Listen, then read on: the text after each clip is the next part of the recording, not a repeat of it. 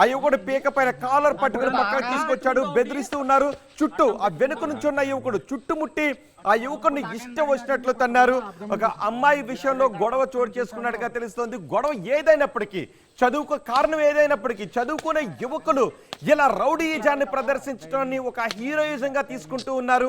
ఖచ్చితంగా వీళ్ళపైన చట్ట ప్రకారం కేసు నమోదు చేసి జైల్లో పెట్టాలి అని డిమాండ్ చేస్తున్నారు. చూడండి, బ్లాక్ షర్ట్ వేసుకునే కూడా మరీ పెద్ద విలన్ అనుకున్నాడో ఏమో, ఇది హీరోయిజం అనుకున్నాడో ఏమో, విలనిజాన్ని ప్రదర్శిస్తూ చుట్టుముట్టి ఆ యువకుడిని వరుసగా తన్నుతూ ఉన్నారు. ఎక్కడ కూడా కనుచూపు మేరలో అక్కడ ఎవరు కూడా మనుషులు కనిపించట్లేదు. ఈ దుర్మార్గాన్ని అంతటిని వాళ్ళు సెల్ ఫోన్ లో చిత్రీకరించారు. ఇప్పుడు ఆ వీడియో కూడా బయటకు వచ్చింది.